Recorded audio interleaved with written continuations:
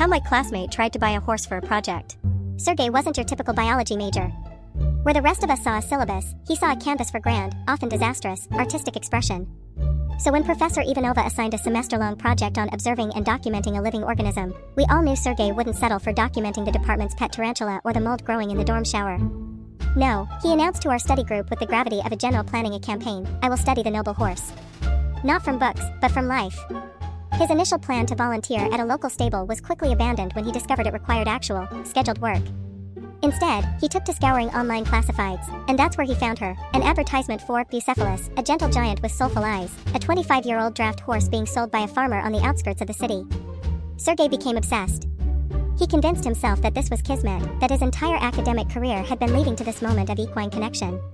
He completely ignored the trifling issues of logistics, namely, that the horse cost more than his annual tuition, that his dorm room was 5 stories up with no elevator, and that his entire experience with large animals came from watching Spirit, stallion of the Cimarron. Somehow, he convinced the farmer, a no-nonsense man named Pyotr with a magnificent mustache, to let him meet the horse. 3 of us from the dorm, armed with a sense of morbid curiosity and a camera, accompanied him.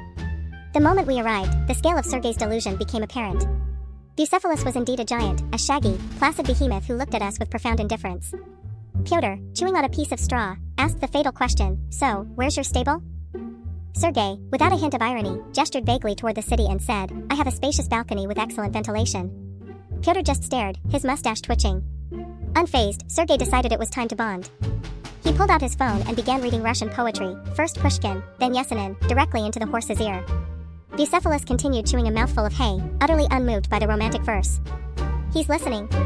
I can feel his psychic energy," Sergey whispered. Then came the piece de resistance.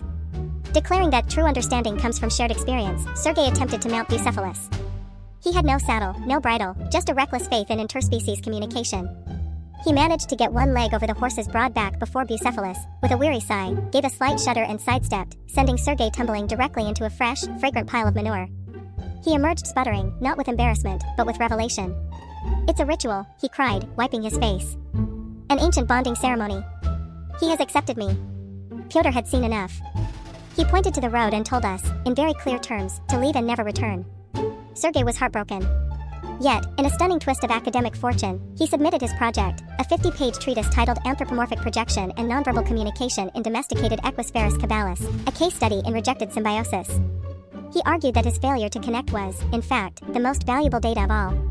Professor Ivanova, either baffled or brilliantly perceptive, gave him an A.